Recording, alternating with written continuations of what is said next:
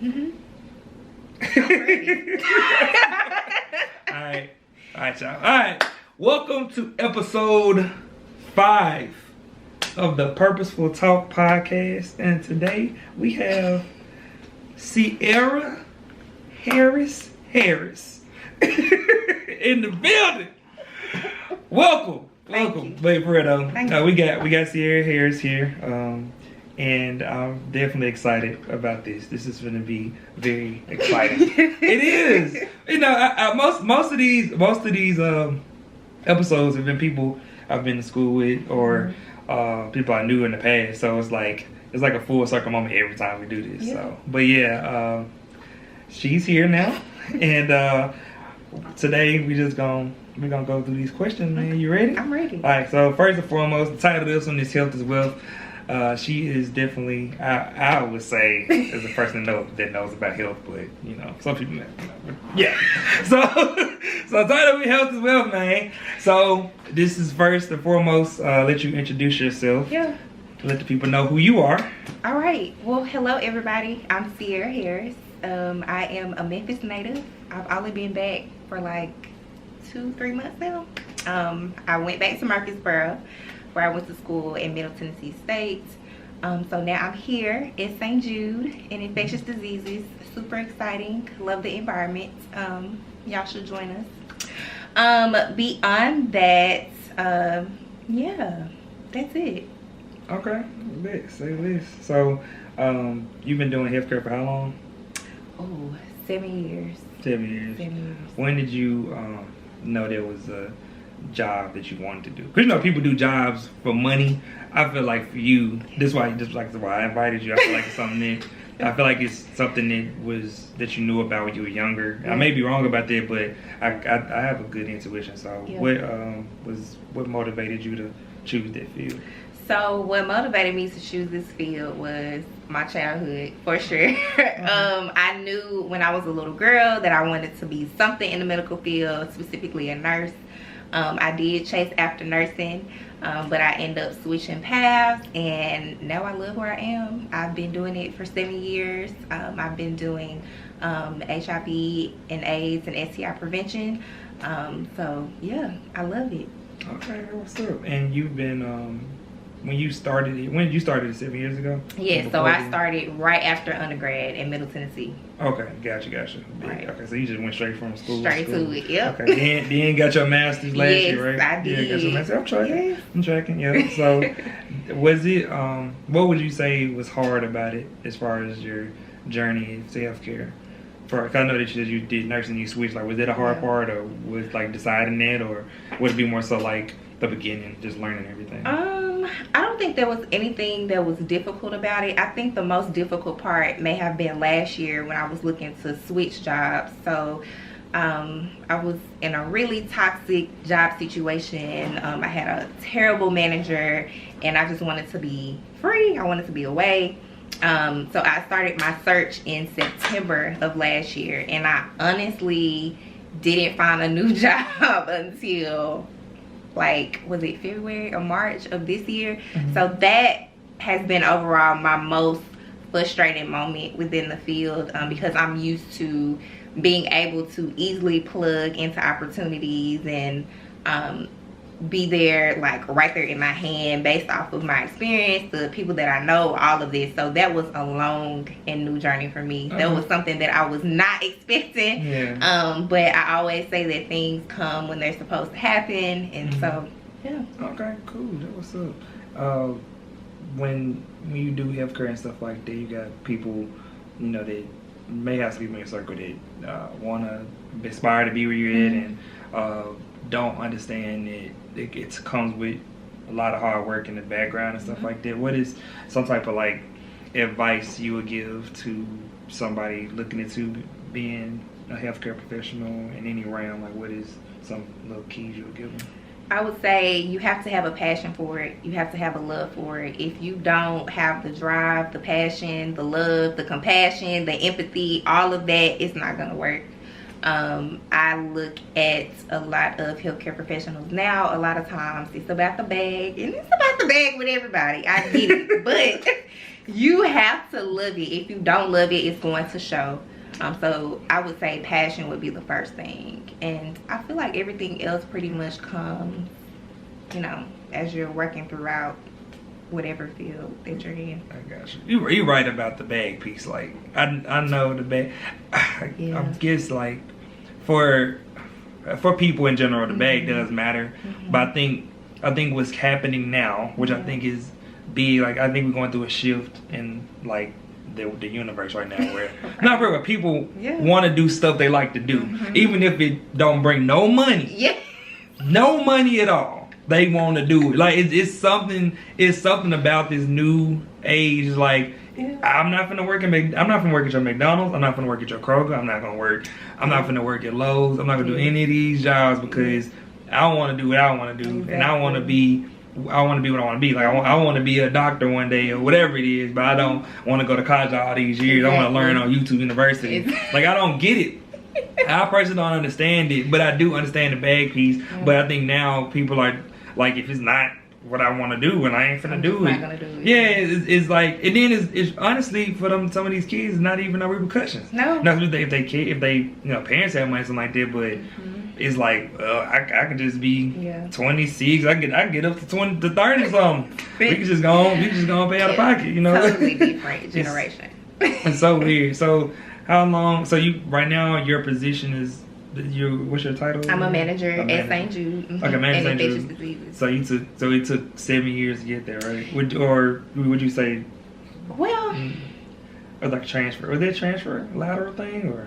So I started out at the state when I graduated in 2016, and I always say that was such a purposeful moment for me. It was really a blessing because a lot of kids that graduate from undergrad, it takes them a minute to find a new job. So it's kind of like you don't have any experience. It's like, oh, all I have is a bachelor's right now. And a lot of them want you to have more than that, of course, but I never understood how you could get experience without giving them a chance. But anywho, so I was able to literally like come out of school, get a job at the state. I was there for a while, and then I left and I moved back to Murfreesboro. So I was working in Nashville at Vanderbilt University Medical Center at the Southeast AIDS Education and Training Center. So I was there for a minute as an associate program manager, and then I moved slightly a little bit within my field to the health department, and I was doing community health assessment. So it was kind of sort of encompassing some of the work that I had already done, but it was a little different. And then the director saw my experience, my background, and he moved me back to HIV prevention, which, you know, it was nice to be able to, for him to trust me to do their work. And then that's when I left and went to a nonprofit, and now I'm back at St. Jude. So I've been gone from Memphis for 6-7 years, so now I'm back. So it's exciting, but I wouldn't say that I've always had this plan to where, oh, I want to do this next, I want to do that next. I kind of just go with the flow. So whatever interests me at that time or that moment, like that's what I go into. But I would have never thought in a million years that I would be a manager. That sounds so freeing. Yeah. I never thought of it like that. Yeah. And a lot of people, you know, they're like, well, what are your goals? Like, what's your 5 year, 10 year? I'm like, I don't know. Like, I'm not one of those people that do that. Some people are, but I just I used to be so I'm being real right now. Like that put the phone down. No, for real though. So I'm really having an epiphany right now. So that's really this sounds so, I can't believe I'm saying that. That is like the most freeing way. Yeah. It really is.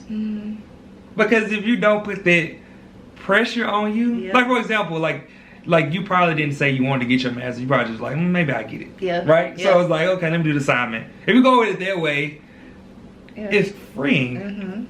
I never thought about that. Because I for me, like, I guess from being, when I was in the military, it was like, I always gotta do something. It was like, it was always something. But like you literally would have 1 year, you do all of this stuff, let's say get your degree, go to class, whatever. The next year, you gotta do the same thing or more. The same thing or more. So I gotta go to class again? I gotta do this every year? For real? And then like, it got to the point, and this I know we're going way off subject for real, but I got to the point to where like I literally was doing the same stuff I was doing when I first came in, which is like already above reproach for a 19, 18-year-old out of Memphis. You expect him to start school, start school, learn his job, and then lead other people, be in private organizations, all of that at 19. Like that's a lot of pressure there. Now I'm thinking of it now, I'm like, that's so kind of messed up in a way, but it's like, yes, you are pushing, driving and stuff, and it did make me a good person or whatever, but taking the approach that you're talking about, it really opens up everything in your life. Because if you don't have to have that, like right now, you can say, you don't have to say nothing. What's your 5-year, 10-year plan? I don't even know. And that's okay. It's really okay. There's nothing wrong with it. For people watching, it's like, it's okay to not have a plan. It's definitely right? Am I saying it right? It is okay. It's okay to not have a plan. I can't believe I'm saying this, and I'm supposed to be a life coach. It's weird. I can't believe I'm saying it on public TV right now. But I mean, what I mean by it is like it's really opened up to me. I never thought it. I always been judgmental of people that didn't have that, didn't have their drive, didn't have a goal. But it's different when you actually doing though. You doing your job. Now, the people that's not doing that don't go for it. Don't have no plan. Now. Right? Don't do that, bro. Like if you're not doing nothing at all and don't have a plan, not you. The one that's going to work 9 to 5, you doing your school here and there. Yes, it's okay to put that degree out for another year, whatever. Like that's fine. I think that, like I said, you have to free yourself. And even I'm talking to myself, like you don't have to put this pressure on yourself because it comes to the point to where you automatically just self-inflict it to yourself. So if you live your life like that for a long period of time, when would you pay yourself back? Right.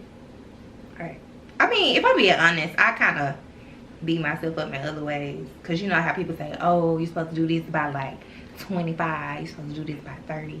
Like, I do have those like moments and those thoughts. But at this point, too. I'm like, whatever. I think the biggest thing now is that, like, I'm 30 and I don't have any kids. Yes. Right? So it's like. And I'm not married. And I've been married, but. Yeah. But it's like.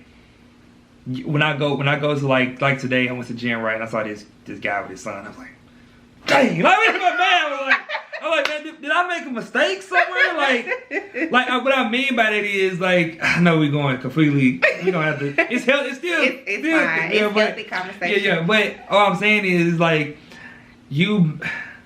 everybody has their own timeline and time frame of things. They do. It's just that. When it gets to the point when you hit certain ages, cause I was telling somebody the other day, I was like, and then this kid like 21 years old, like he just started on one this week, and I was like, bro, like you got your whole life ahead of you. And he just said, he told me that day, he's like, man, I'm going through so much. I said, you 21, you ain't even got your own place yet. You ain't did a whole bunch of stuff yet, so you ain't experienced nothing yet. This is just the beginning. This is the intro. But like when it comes to life, it's like so weird how we had them moments, man. But now. Yeah, you did me for a loop today. Yeah.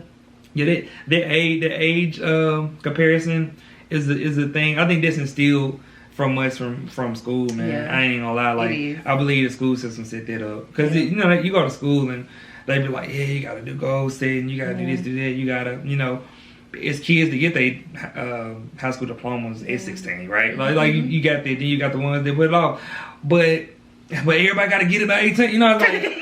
It's like, is it really wrong that because there's people that go through stuff where they taking care of their brothers and sisters and stuff, they can't focus on school like that. You know what I'm saying? So it's weird, but it's definitely eye-opening to see that though. Yeah, it really is. Yeah.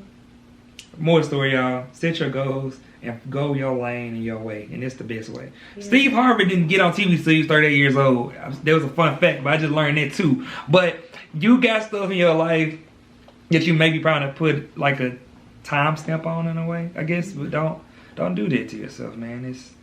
That's tough. Yeah. It's terrible. Yeah. Don't do yourself like that. Next question.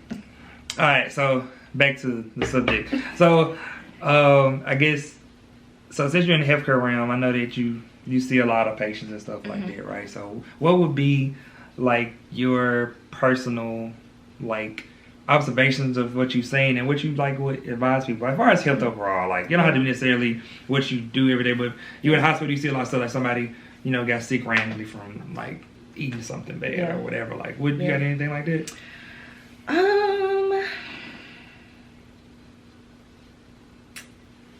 think the easiest way to go about the question would be to speak from like where I am now. So I'm at St. Jude, and a lot of people don't know what St. Jude does. So we have a lot of different realms there. But most people, when you think about St. Jude, you think about children and you think about cancer. But that's not the only thing that we do. But I'll just give a small spiel. So I would say that I really want our younger generation, and I'm talking about starting in elementary school and middle school and high school. There really needs to be a conversation about sexual health. Like, there's a lot of children that they don't even know what an STI is. They don't even know what HIV is. And so they're having intercourse early now. And a lot of times the parents aren't talking to them. The school can't because of Tennessee. And so they can't, no. You can't even... I'm not into like the whole policy thing, but I do know in schools, like, you cannot teach a child how to put a condom on. You can't demonstrate, you can't do videos, you can't do anything about that. And abstinence isn't what we should be teaching, honestly. We should just be straight up having the conversation. I know a lot of parents try to wait or shy away from it, but kids are starting early. And there are a lot of children that are coming up HIV positive early. It could be a middle schooler that's having intercourse with somebody in high school. They don't even know their names. They just know, oh, they're cute. And then they're contracting HIV. So I think that's been like the hardest part about this job. So I really have to try to like find ways to take care of my mental. But that would be like the most important thing that I would say. It kind of tugs at your heartstrings. And all of this is preventable with not even education. There's different medications now where, you know, it prevents you from getting HIV. So there's so many different options out there. So that would be my main one. Why you say abstinence should, well, I'll say abstinence, I guess. It's, you know, that it's like a big like following now, people trying to do that now. You know that, right? I think my last video I was talking to my other friend about that, because we have a new generation of men is, you know, just doing semen retention and abstinence because it's they see their life changing from doing it. So like with that realm, like why would you say, like, well, maybe for, I guess, for women, right? Like to abstain, which one would you more so? So there's abstinence, and then there's this celibacy thing. So I think a lot of women do the celibacy thing. I'm not gonna go into detail to all of that, but I think everybody has their own reasonings for doing those types of things. And so when I say I don't think we should be teaching abstinence to kids, like, oh, you shouldn't be having sex, they're gonna do it anyway. So it's kind of like there should be a conversation about, this is what needs to happen if you decide to do X, Y, and Z. These are the consequences, but there's good and then there's bad things about intercourse. And I think it's kind of, I don't know, it's a catch-22 conversation, because it's a beautiful thing, but then it's like, if you're a kid, like, you should not be doing this. But we know that that's what they... Yeah, you know, a lot, especially in high school, like, it is a crazy world. It is like, I don't like, and you know, our motto, like, no offense to the school, but definitely it was just wild. Like, it was crazy. They were just crazy. It's crazy on how at the level of stuff that be happening at like 16 and 17. It's just mind boggling, because it's like, for one, it's like, I don't know. Like you said, I don't know what the parents are saying. Like, I don't know. I think it really comes down to value too, because I think sometimes from personal, you know, experiences, like people I know, I would be like, for real. And I was like, it's not a diss to nobody. Like, oh, okay, cool. You know, you had sex with somebody, whatever. But it's like you literally put yourself in a position in life where it's like, okay, I slept with him because he's a basketball player for high school.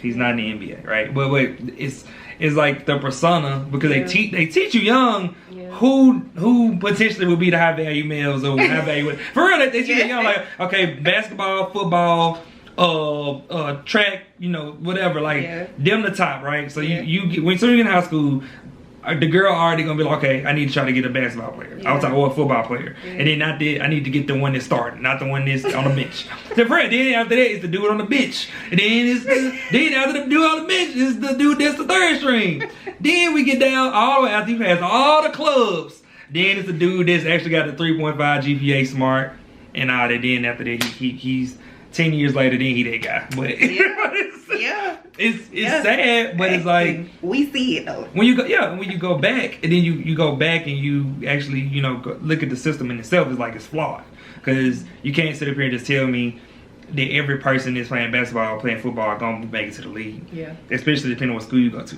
Like it's all about placement, and I feel like the part about it is, especially when it comes to sleeping with people, I think that us as kids, when we were in high school, like, it's just stuff that we just didn't know. We didn't know how valuable our body was. We didn't know the impact of sleeping with people. We didn't know that our lives can change from sleeping with people, and then lives can change for real, because you actually get pregnant. Yeah. Like, that's real stuff. You having a kid at 18 and 19 and 17 years old, 16 years old, like, that's great. There's nothing wrong with that. Like, it's great to have a child. Like, it's a beautiful thing. But when you have it young, it just will the life for you and the kid be great. Like, in the beginning, it'd be hard. Right. It's not easy. I know it's not easy to learn how to be a parent, especially when you're trying to get out of school. You get out of school, you're trying to find your career, and you don't have a job that's going to provide for you and your kid well. You know what I'm saying? So it's like the life is different, and I think that we have people that's older having kids like us, right? We have more of a foundation, but then what it is, we will be older though. So like our temperament will be different, but we learned a lot through time. We did. We learned a lot through time to get there, but it's kind of sad though. I do hope that I do think, even though the school isn't teaching it, kids are looking this stuff up. Like the whole abstinence thing. Even though it's like taught here and there, people are starting to see, like, kids are starting to see how stuff is moving now. Yeah. And sex is everywhere. Social media, it doesn't have to be physical, but it's just like the pictures that are being posted, videos that, like, there's no limit to anything that can be posted. Yeah, exactly. It's not, and then there's no limit to what you can search. Yeah. And when you get to them points, it's like, where do I fall in this line? that's where he's actually, where am I in this line? Where do I fall? Because at this point, it's not worth it, right? Like, what is it for real? You know. But we're gonna take a break real quick, y'all. We're gonna be right back. The glow up is real. All right, so we back. So this is the freestyle part, but all right, so. You need to go and let me know, man. You move back. Yeah. What pros and cons of Memphis, go. Oh, Lord. The driving. When I tell y'all, so I'm a purposeful driver. Y'all be driving like a bad. You got some beats for that. I ain't say a word, but nah, I may put like the black uncensored. This would be funny. Get my editing skills up. So yeah, the driving, like, I can't stand it. I wasn't here a week before somebody hit me. Yeah, I was like, that ain't how I want a new car. Did they have insurance? Like, yeah, learner's permit. Her and her brother had a learner's permit. Oh my God. Why is 2 learners in the car? Anywho, that's one of the cons.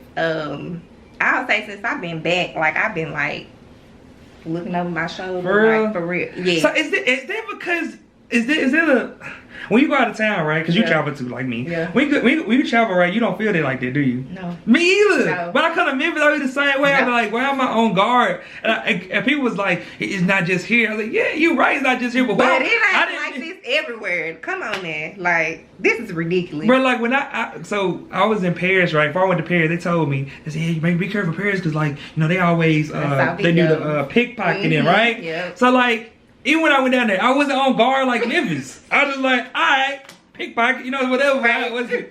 It's so weird. I don't know. Is that because of our upbringing, or is this like if we weren't from here, would we treat Memphis like that? That's what I wonder sometimes. I don't know, but I would say Memphis was completely different from how long I've been gone, like 6-7 years to like now.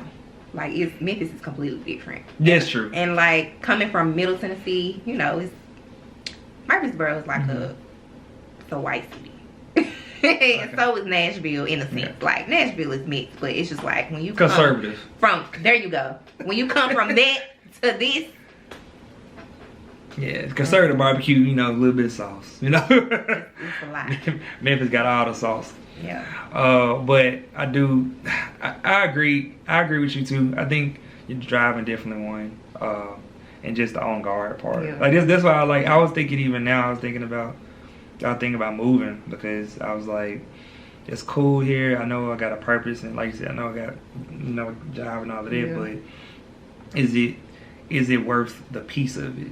Right. You know what I'm saying? Like, I'm not saying I'm not at peace. I'm just saying, like, peace is what you make it. Yeah. But it's like, when you see a lot of stuff and you see how other stuff is going, you kind of want to go to a certain, you know what. I cut to my friend the other day. I was like, man, you know, everybody have a different type of growth city, right? Like sometimes Memphis is somebody's growth city. Somebody's doing good here in Memphis, right? Like it's if you were like, oh, like everybody love them and you know won't be touched and like this is the best place to live. Yeah.